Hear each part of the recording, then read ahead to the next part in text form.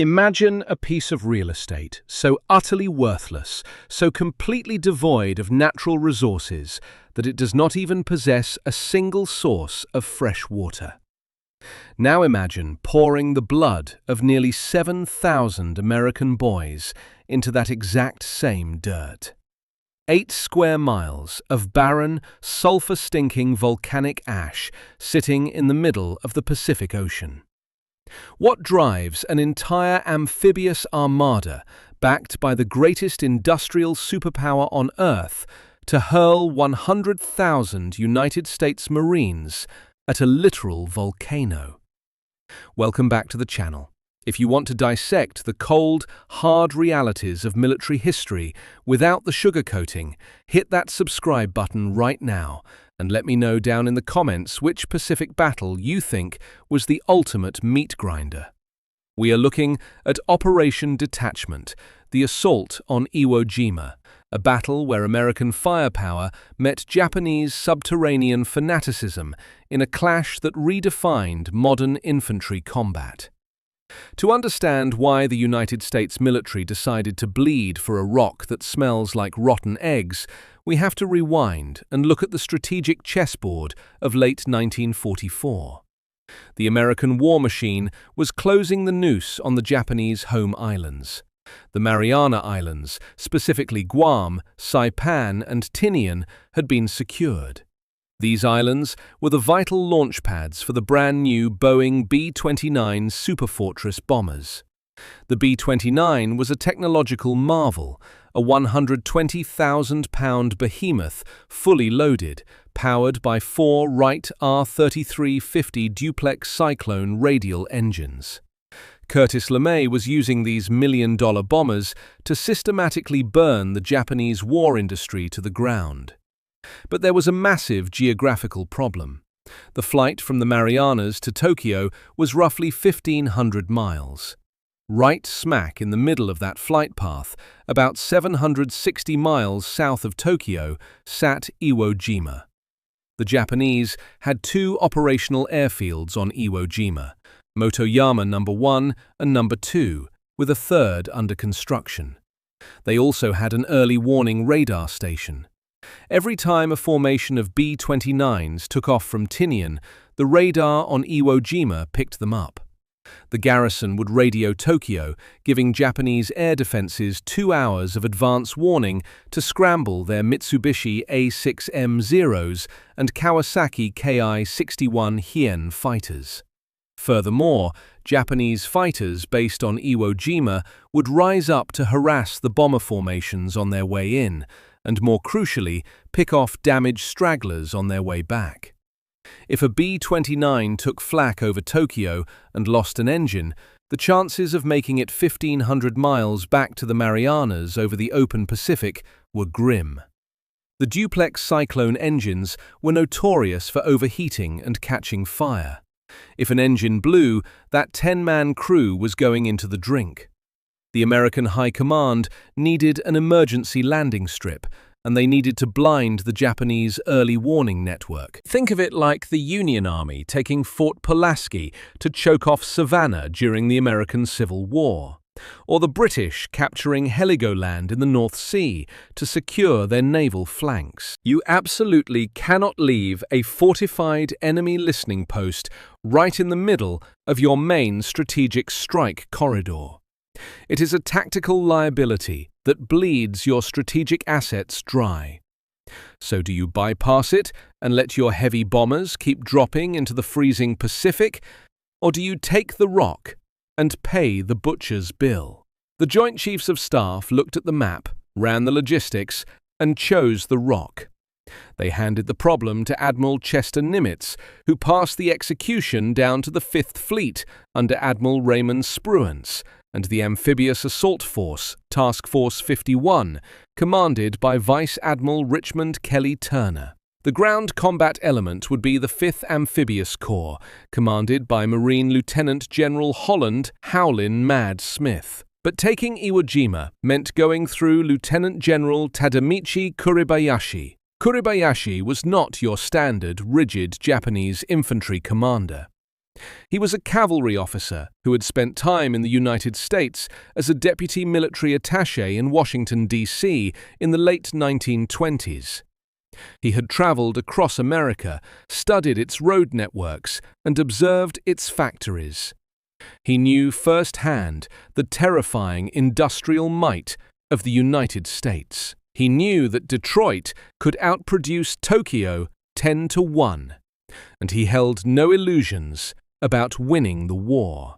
His only goal was to inflict such horrific, unsustainable casualties on the Americans that Washington would be forced to negotiate a peace treaty rather than invade the Japanese home islands. The standard Japanese defensive doctrine up to this point in the Pacific War was highly predictable.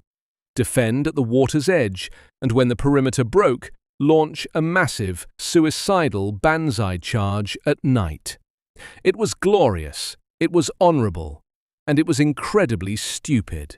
Throwing your infantry at a Marine beachhead means letting American water-cooled .30 caliber machine guns and naval star shells turn your army into hamburger meat. Kuribayashi looked at the track record of Saipan and Tarawa, and he politely threw the Imperial Japanese Army Field Manual in the trash. He instituted a radical new doctrine. There would be no beach defense. There would be no banzai charges.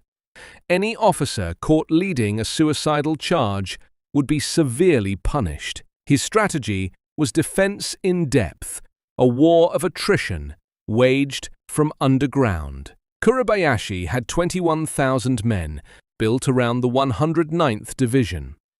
He turned the 8-square-mile island into the most heavily fortified piece of terrain in the history of warfare. His engineers dug 11 miles of subterranean tunnels, connecting 1,500 pillboxes, bunkers, and artillery emplacements. The geology of Iwo Jima was his greatest ally. The island is entirely volcanic. The surface is covered in black volcanic ash and cinders. It looks like sand, but it is not sand. It is a loose, churning material that swallows boots and bogs down wheeled vehicles. You cannot dig a standard foxhole in it because the sides immediately cave in.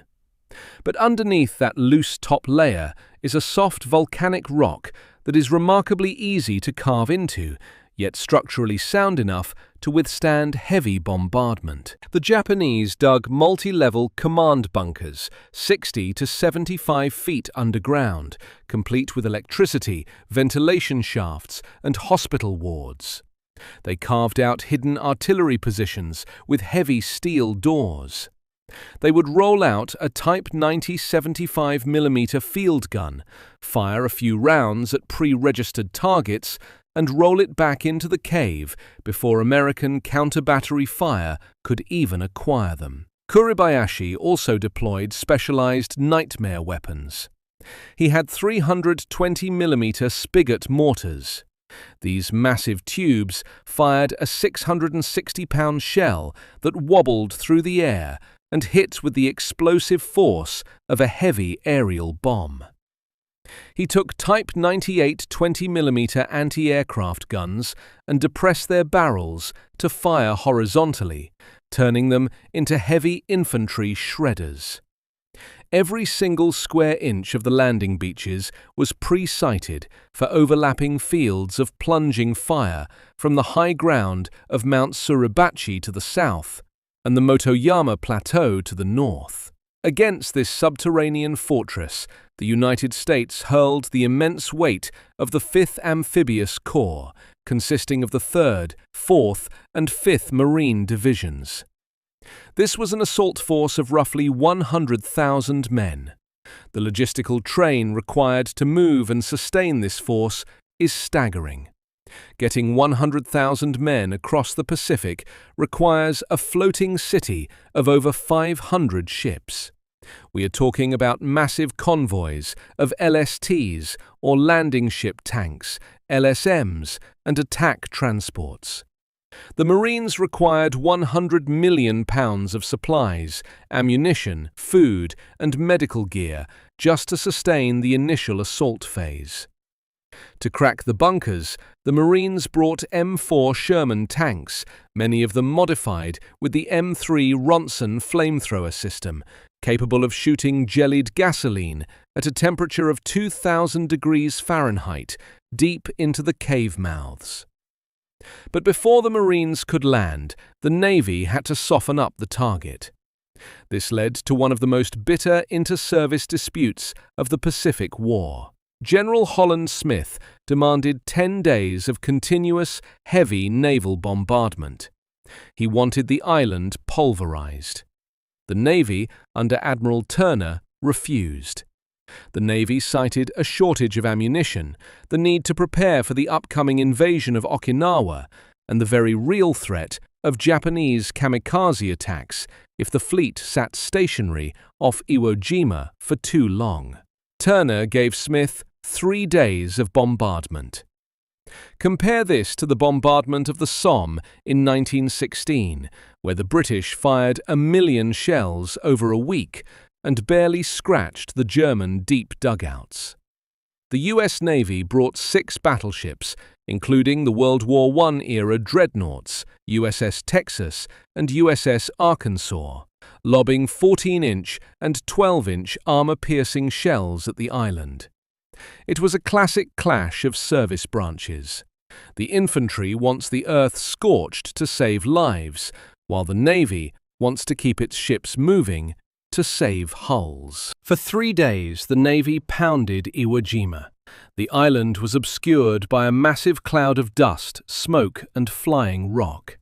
To the naked eye, it looked as though the island had been physically pounded down into the ocean. The Navy brass confidently declared that no living thing could have survived that sheer tonnage of high explosives. But deep underground, in the sweltering, sulfur-filled tunnels, Kuribayashi and his 21,000 men sat quietly, enduring the vibrations, checking their weapons, and waiting for the barrage to lift. As the sun rose on February 19, 1945, the naval bombardment reached a deafening crescendo. Thousands of Marines huddled in their Higgins boats and Amtraks, checking their M1 Garrons and adjusting their webbing, listening to the massive 14-inch shells roaring overhead like freight trains.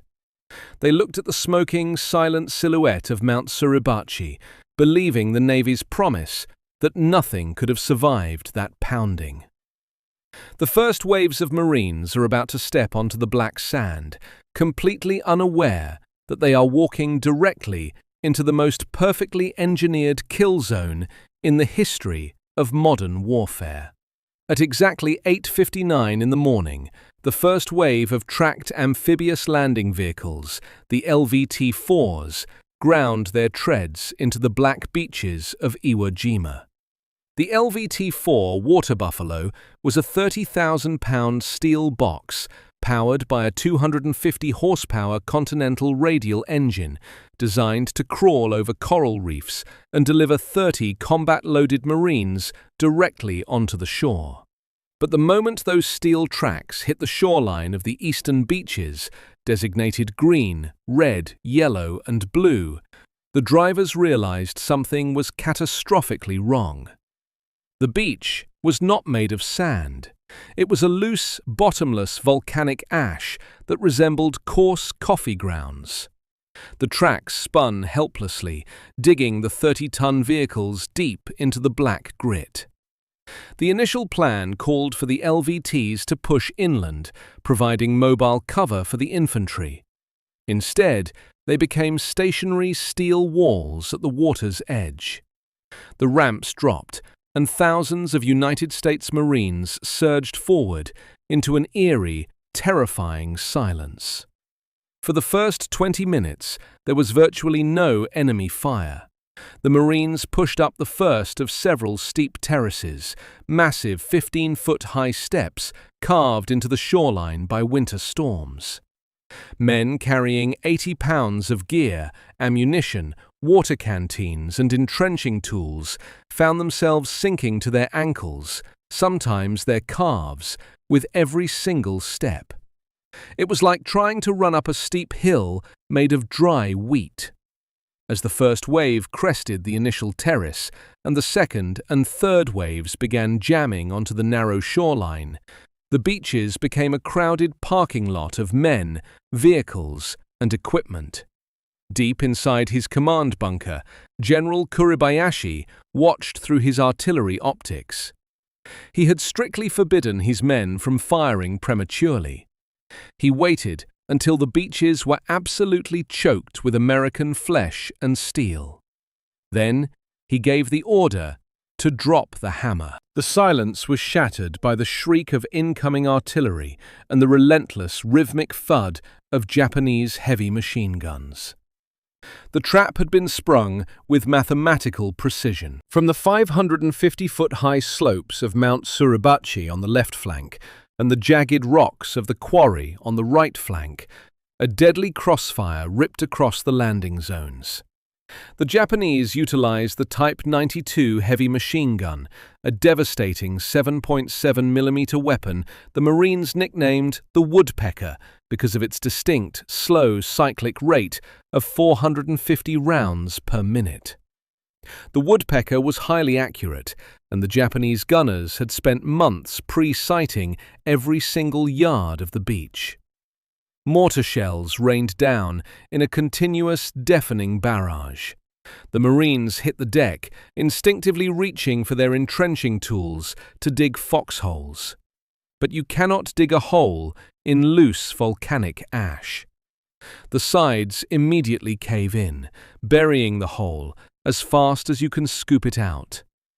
How do you assault a fortified bunker network when you are pinned down on a flat beach and the earth itself refuses to give you cover? You do not hide, you move forward, or you die in place. The American infantryman of 1945 was arguably the most lethal, adaptable frontline fighter on the planet, heavily reliant on the M1 Garand rifle. The Garand was a gas-operated semi-automatic masterpiece, firing a heavy 30-06 caliber cartridge from an 8-round en-bloc clip. It gave the Marine Rifle Squad a massive volume of suppressive fire compared to the Japanese infantry, who were mostly armed with the Arisaka Type 99, a 5-round bolt-action rifle. But superior small arms mean absolutely nothing when the enemy is firing from behind 5 feet of reinforced concrete, and you are standing in the open. To crack the Japanese defenses, the Marines had to rely on close-quarters demolition and fire. This brought the M2 flamethrower into the spotlight, making it the most critical and most dangerous infantry weapon on the island. The M2 weighed roughly 70 pounds fully loaded. It consisted of 2 large tanks filled with 4 gallons of thickened, jellied gasoline, and a smaller central tank containing pressurized nitrogen propellant. When the operator squeezed the trigger on the wand, a spark ignited the fuel, projecting a stream of 2,000-degree Fahrenheit liquid fire up to 40 yards. It was a horrific, brutal weapon designed to consume the oxygen inside a bunker and incinerate anyone inside. But carrying the M2 made you a slow, highly visible target. Japanese snipers were specifically trained to prioritize flamethrower operators. The life expectancy of a Marine carrying the tanks on Iwo Jima was often measured in minutes. They had to crawl through the black ash under heavy machine gun fire, get within point-blank range of a pillbox aperture, and unleash a 10-second burst of hellfire, usually supported by a rifleman throwing a 20-pound canvas satchel charge of C2 explosive right into the smoking vent. Compare this tactical nightmare to the landing at Omaha Beach in Normandy just 8 months prior. At Omaha, the German defenders opened fire the moment the ramps dropped, creating an immediate slaughter. But the American troops eventually found cover behind the shingle and the seawall. On Iwo Jima, the delayed reaction meant the entire logistical tail of the amphibious assault was caught in the kill zone. The Higgins boats and landing craft kept arriving, dumping tons of ammunition, medical supplies, and more troops onto a beachhead that was not expanding. The shoreline quickly turned into a twisted junkyard of burning LVTs, shattered boats, and decimated supply dumps. Artillery shells hit stockpiles of mortar rounds, causing massive secondary explosions that hurled sand and shrapnel hundreds of feet into the air. Amidst this chaos on Red Beach 2, legendary leadership emerged in the form of Gunnery Sergeant John Basilone. Basilone was already a national hero, having won the Medal of Honor for his actions at Guadalcanal in 1942, where he held off a Japanese regiment with heavy machine guns. He had been sent home to sell war bonds, a safe, comfortable assignment, but Basilone despised the rear echelon and demanded to return to the combat infantry. Now commanding a machine gun section in the 1st Battalion, 27th Marines, he found his men pinned down by a massive Japanese blockhouse. Basilone did not hesitate. He physically dragged his machine gunners up the steep terraces, exposing himself to heavy fire, and maneuvered around the flank of the blockhouse. Using grenades and demolitions, he single-handedly destroyed the fortification, breaking the stalemate on his sector of the beach. Minutes later, while guiding a Marine tank through a minefield, Basilone was struck by mortar shrapnel and killed instantly. The loss of a legend sent a shockwave through the ranks, but it also fueled a grim, relentless determination to push off the beaches. What happens to an amphibious assault when the forward momentum stops, but the supply ships keep vomiting cargo onto a contested beach? It becomes a logistical slaughterhouse. General Holland Smith knew that if the Marines did not secure the high ground immediately, the entire invasion force would be ground to dust on the shoreline. The immediate tactical objective for the 28th Marine Regiment was to drive straight across the narrowest part of the island, a neck of land only about 700 yards wide, to cut off Mount Suribachi from the rest of the Japanese forces to the north. This required pushing through a dense network of interlocking pillboxes hidden in the scrub brush and volcanic rock. The Marines brought up their armor, the M4A3 Sherman tanks, but the Shermans faced the exact same nightmare as the LVTs. The narrow tracks sank into the ash. To make matters worse, the Japanese had heavily mined the few viable transit routes using the Type 93 anti-tank mine, and they had positioned concealed Type 147mm anti-tank guns. While 47mm sounds small compared to the massive German 88mm guns in Europe, it was more than enough to punch through the thin side and rear armor of a Sherman tank at close range. The tanks that did not bog down were quickly targeted, forcing the Marine infantry to clear the path by hand. The fighting across the narrow neck of the island resembled a modernized, high-explosive version of World War I trench warfare, but instead of trenches, it was a subterranean labyrinth. You can draw a direct line from the bloody, muddy stalemate of Passchendaele in 1917 to the volcanic meat grinder of Iwo Jima.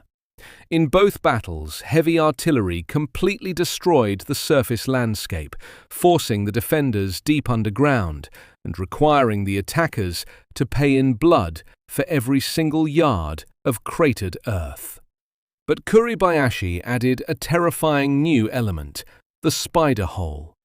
A Marine squad would clear a bunker, push 50 yards forward, and suddenly take machine gun fire from behind. Japanese soldiers would pop out of perfectly camouflaged vertical shafts, throw grenades, or empty a magazine into the backs of the advancing Marines, and then vanish back into the tunnel network before anyone could return fire. The Marines quickly learned that a cleared sector was never truly cleared until every single hole, crack, and crevice in the earth was blasted with explosives or scorched with a flamethrower. By the time the sun began to set on D-Day, the Marines had suffered over 2,000 casualties. They had managed to cut across the neck of the island, isolating Mount Suribachi, but the cost was staggering. The medical logistical chain was pushed beyond its absolute breaking point. Navy corpsmen, the unsung heroes of the Pacific War, were performing battlefield surgeries in the black ash, while mortar shells rained down around them. Evacuating the wounded meant loading them onto small boats that had to navigate the treacherous surf zone under constant artillery fire. Many wounded Marines drowned when their evacuation boats capsized in the heavy waves, or were blown out of the water by Japanese coastal guns. As night fell, a new psychological terror gripped the exhausted Marines. The temperature on the island plummeted, and a cold, damp wind swept across the ash. The men lay shivering in their shallow, collapsing craters, clutching their rifles, waiting for the inevitable Japanese banzai charge. Standard operating procedure dictated that the Marines set up interlocking fields of fire using the water-cooled M1917 Browning machine gun, a heavy, incredibly reliable weapon capable of firing thousands of rounds continuously. Out in the ocean, Navy destroyers fired star shells, illuminating the desolate landscape with a harsh, flickering magnesium glare. The shadows danced across the shattered rocks, playing tricks on the eyes of the terrified young men. But the massive, screaming banzai charge never came. Kuribayashi's discipline held firm. Instead of throwing his men away in a suicidal rush, he sent small, highly trained infiltration units to probe the Marine lines. They crawled through the ash, slitting throats, throwing grenades into command posts, and dragging the American dead back into the tunnels to scavenge their weapons and ammunition. All through the night, Japanese artillery and mortars continued to pound the beachhead, preventing anyone from getting a single moment of sleep. The psychological toll of being under constant, accurate fire from an enemy you cannot see, even in the dead of night, began to wear down the combat effectiveness of the Marine units. When morning broke on Day 2, the 28th Marines turned their attention south, directly toward the looming 550-foot peak of Mount Suribachi. The mountain was a fortress. It bristled with concealed artillery, and hundreds of Japanese spotters sat in hidden observation posts, calling down highly accurate fire on every American movement below. To take the mountain, the Marines had to scale it. The assault was a grueling vertical fight. The volcanic rock was sharp and brittle, shredding uniforms and slicing open hands. The Japanese rolled grenades down the steep slopes and fired from caves that were virtually invisible from the outside. The Marines literally had to blast their way up the mountain, yard by yard, using satchel charges, flamethrowers, and point-blank fire from bazookas. For 3 days, the assault on Suribachi ground forward. Naval gunfire support from the battleship USS Nevada, a veteran of Pearl Harbor, pounded the face of the mountain, trying to seal the cave entrances with massive 14-inch high-explosive shells. But the Japanese simply dug them out from the inside and resumed firing. The infantry had to do the dirty work. 4-man fire teams would scramble up the rocks, lay down covering fire with Browning automatic rifles, and allow the flamethrower operator to get into position. It was a slow, methodical, and incredibly bloody process of extermination. Finally, on the morning of February 23rd, Day 5 of the battle, a small patrol from Easy Company, 2nd Battalion, 28th Marines, reached the rim of the dormant volcano. They secured the crater, and using a length of scavenged Japanese water pipe, they raised a small American flag over the summit. Hours later, a second, larger flag was brought up, resulting in the most iconic photograph of the Second World War.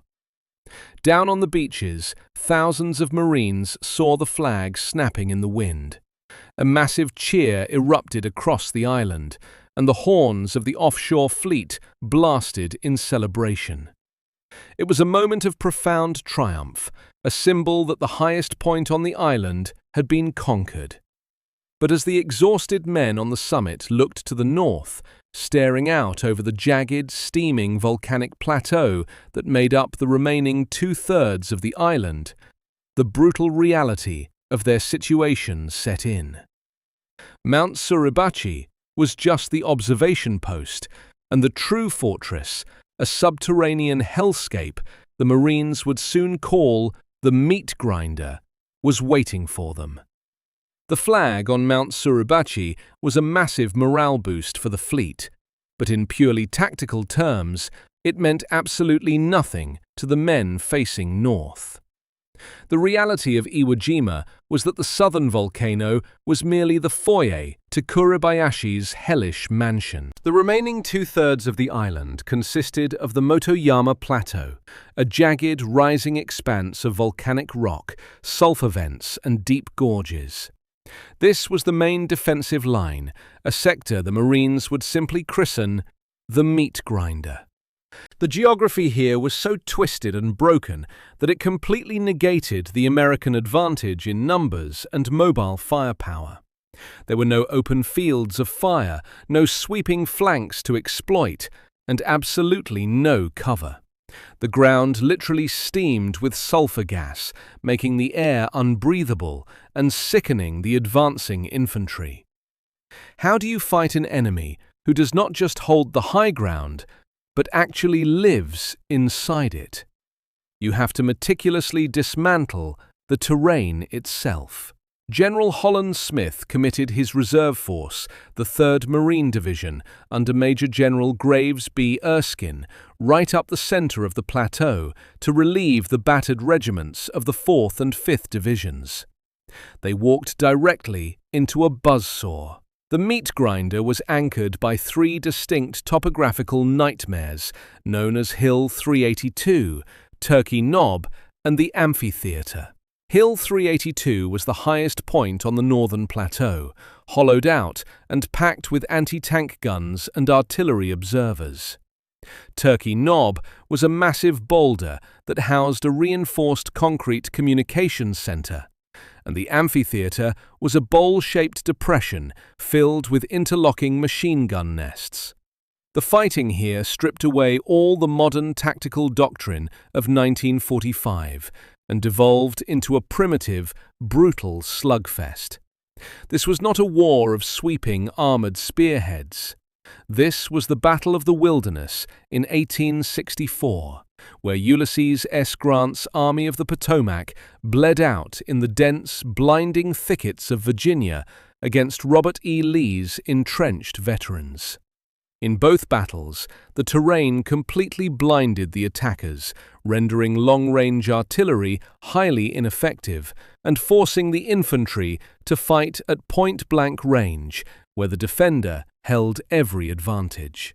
Just as the Union troops in the wilderness were pinned down by invisible Confederate volleys, the Marines on the Motoyama Plateau were slaughtered by Japanese defenders firing from spider holes and cave slits that could only be seen from a few feet away.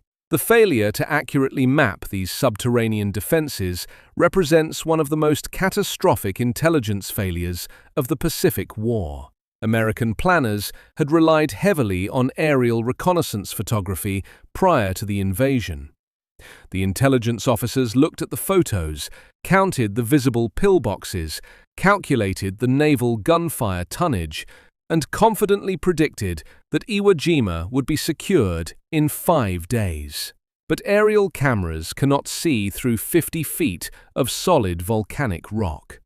They could not capture the 11 miles of tunnels, the subterranean hospitals, or the steel blast doors hiding the artillery.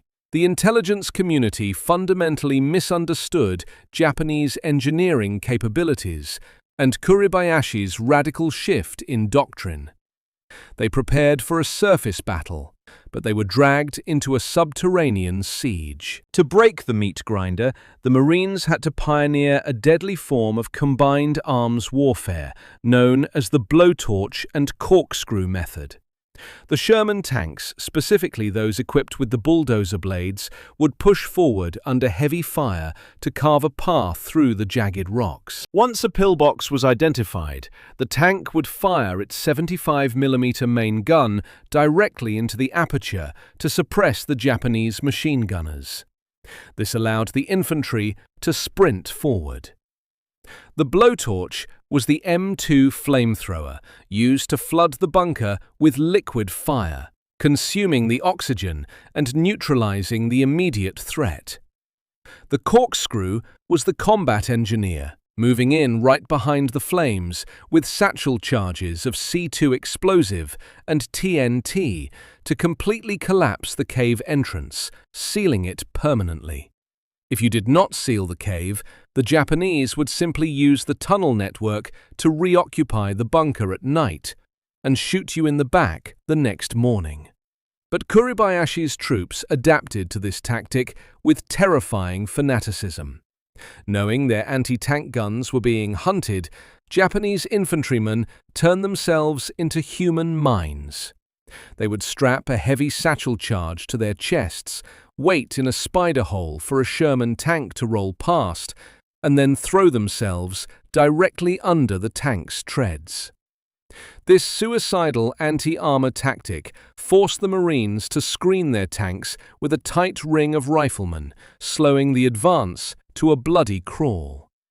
The casualty rates among frontline infantry companies reached 60, 70, and sometimes 80%.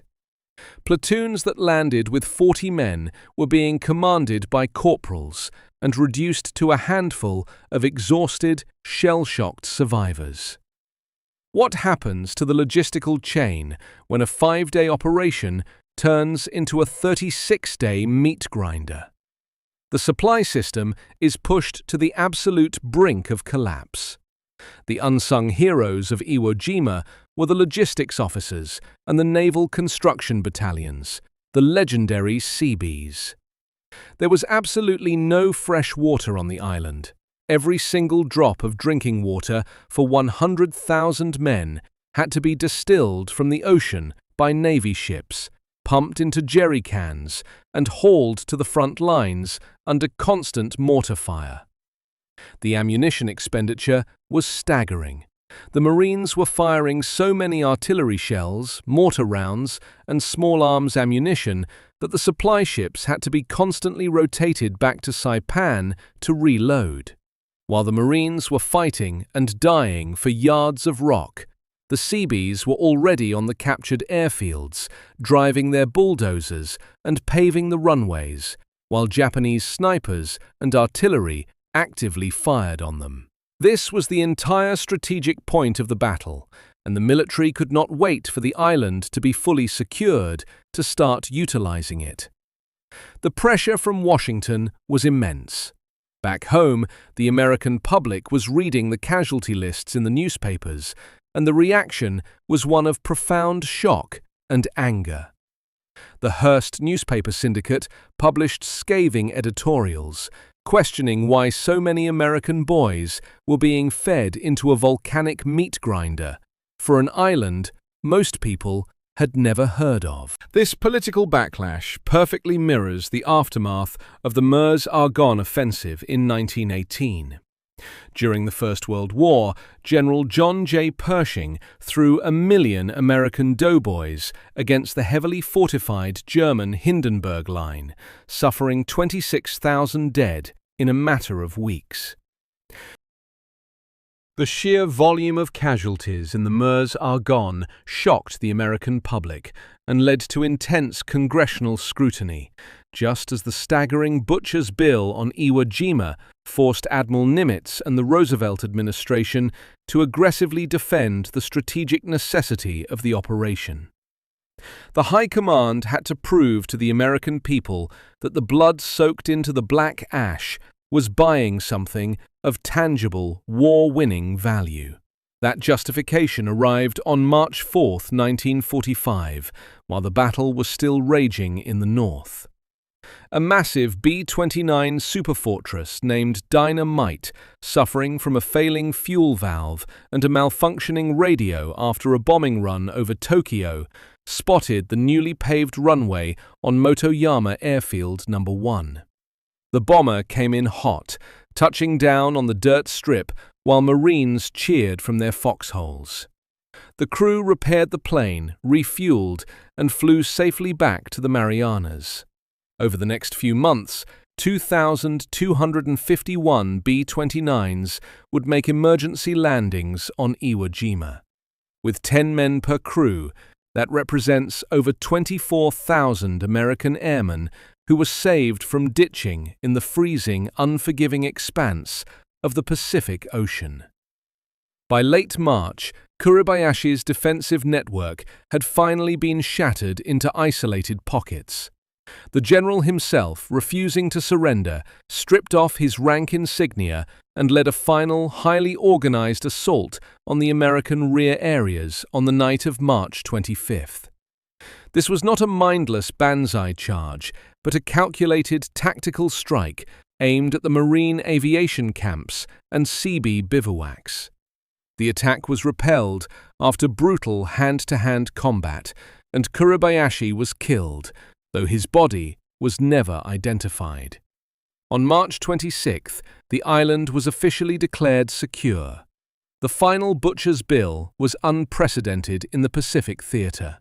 Of the 21,000 Japanese defenders, roughly 20,000 were killed, fighting to the absolute bitter end.